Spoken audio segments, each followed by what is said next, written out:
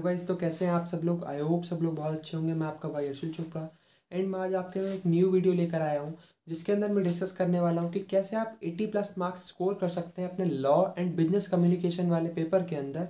जो कि मैं आपको गारंटी दे सकता हूं कि अगर आपने वीडियो बिल्कुल एंड तक देख ली और जो पॉइंट्स बताए उसको आंख बंद करके वैसे के वैसे इम्प्लीमेंट कर दिए, तो 100% की गारंटी है कि आपके 80+ मार्क्स आएंगे ही आएंगे। बट उसके लिए आपको वीडियो बिल्कुल एंड तक देखनी होगी, तो बिल्कुल भी स्किप मत करना, आप लोगों के लिए बहुत ज़्यादा यूज़फुल होने वाली है। तो चलो स्टार्ट करते हैं। बट उससे पहले अभी तक आपने मेरे चैनल को सब्सक्राइब नहीं किया तो जल्दी से बेल आइकन को प्रेस कर दें, चैनल को सब्सक्राइब कर दें।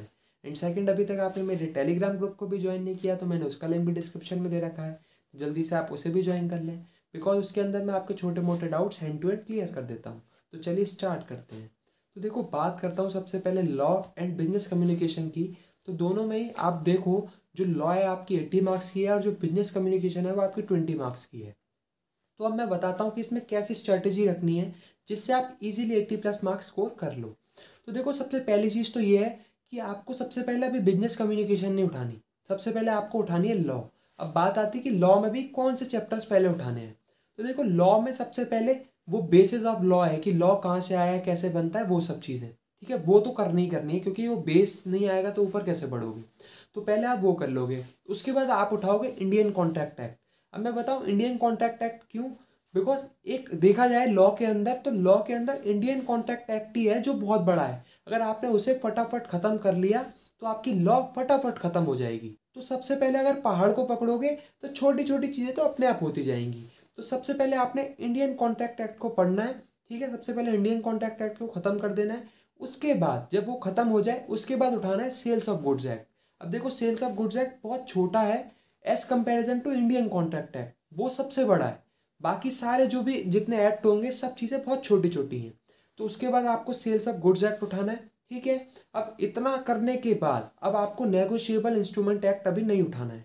इतना हो जाए उसके बाद उठाना है business communication. Because business communication देखा जाए तो बहुत ईजी भी है, ईजिली आप स्कोर कर लोगे 20/20। मैं रियली बता रहा हूँ, बहुत ईजी है, आप आराम से कर लोगे। बहुत सारी चीज़ें तो ऐसी होंगी जो कि आपने कभी ना कभी पहले कहीं ना कहीं पढ़ी हैं। तो उन दोनों को करने के बाद वो बेसिस को मैं गिन नहीं रहा, क्योंकि वो तो आप पढ़ोगे ही पढ़ोगे, लॉ की स्टार्टिंग ही वहीं से होगी। तो सबसे पहले आपको इंडियन कॉन्ट्रैक्ट एक्ट खत्म कर लेना है, उसके बाद सेल्स ऑफ गुड्स एक्ट, उसके बाद नेगोशिएबल नहीं टच करना, आपको क्या टच करना है, बिजनेस कम्युनिकेशन, ठीक है। तो अगर आपको ये नहीं पता बिजनेस कम्युनिकेशन क्या कैसे क्या है, कहाँ से पढ़ना है, तो मैंने एक वीडियो बना रखी है फ्री यूट्यूब चैनल करके, एज पर न्यू सिलेबस, तो आप उसको देख लेना। उसमें आपको सब चीज़ें फ्री ऑफ कॉस्ट बता दी है, कौन से ऐसे चैनल जहाँ से आप फ्री ऑफ कॉस्ट पढ़ सकते हो।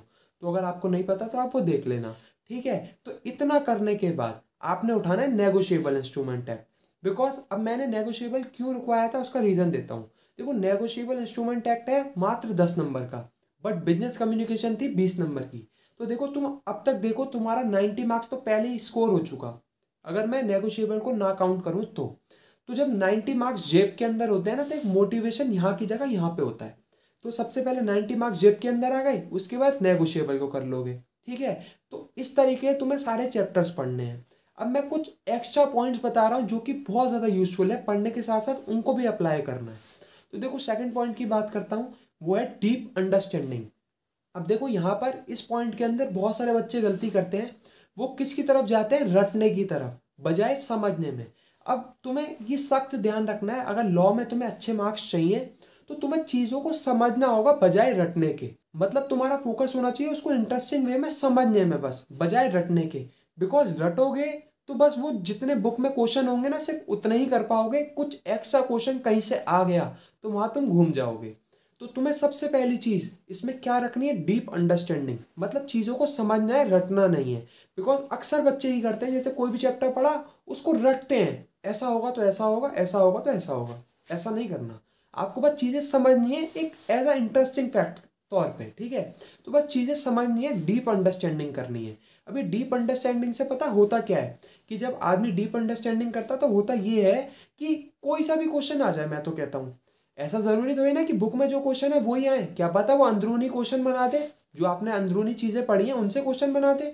तो अगर आपने चीजों को रटा होगा तो शायद आप वो क्वेश्चंस ना बना पाए।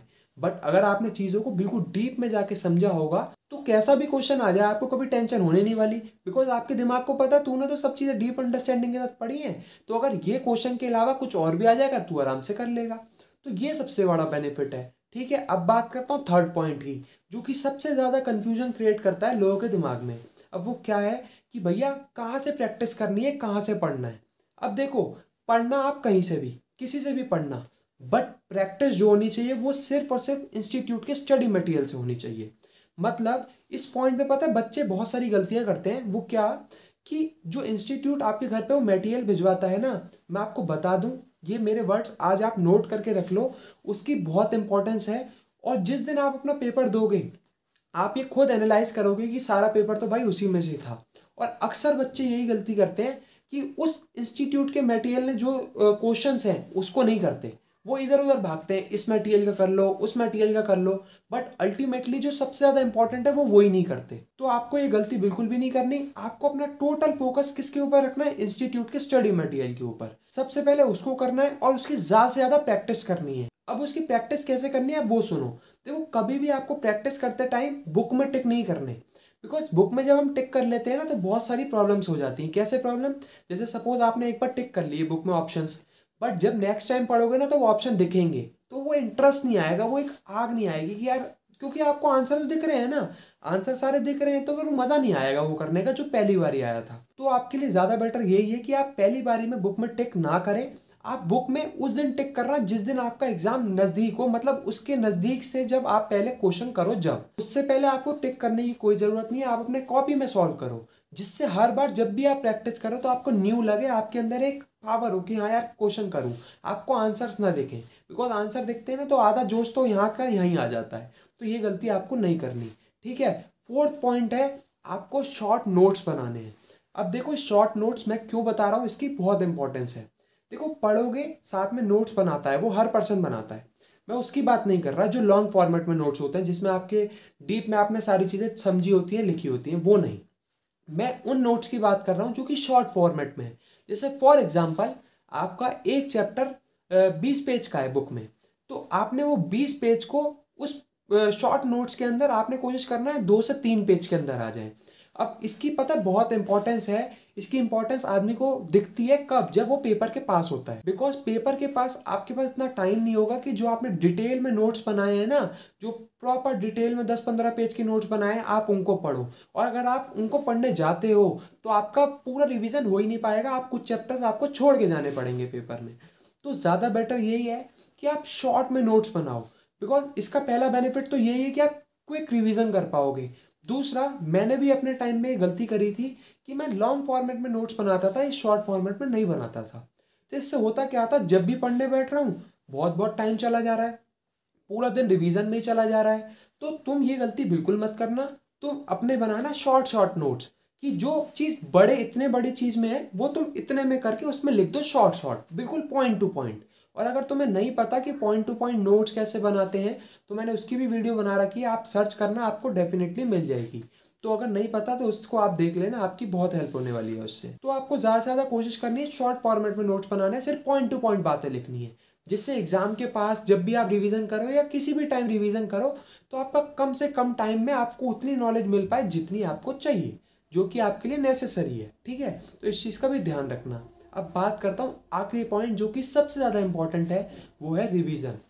अब देखो, इस पॉइंट में बहुत सारे बच्चे गलती करते हैं। बच्चे क्या करते हैं, मैं आपको लॉ की एक चीज़ बताता हूँ। लॉ जब आप पढ़ोगे ना तो बहुत इंटरेस्ट आएगा, आपको लगेगा क्या यार ज़बरदस्त सब्जेक्ट है, बहुत ही मज़ा आ रहा है इसे पढ़ने में। और वो है बात, बहुत मज़ा आता है पढ़ने में, बट ना वो चीज़ आपसे मांगती है रिटर्न में रिवीजन, और वो भी बहुत टाइम, मतलब आप अच्छे से रिवीजन करो, वो ऐसा रिवीजन मांगती है आपसे। बट आदमी क्या करता है, एक बार पढ़ लेता है, उसे लगता है यार वो तो भगवान हो गया, उसे सब कुछ आता है, वो अब उसे रिवीजन करने की ज़रूरत नहीं है। तो वहीं सबसे ज़्यादा प्रॉब्लम क्रिएट हो जाती है। तो मैं आपको ये बता रहा हूँ, आप बाकी बच्चों की तरह गलती मत करना। आप जो जो पढ़ते जाओ आप उसको साथ साथ रिवीजन करते जाओ।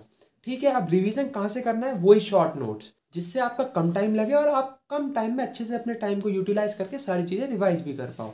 तो रिवीजन एक बहुत ज़्यादा नेसेसरी हो जाती है।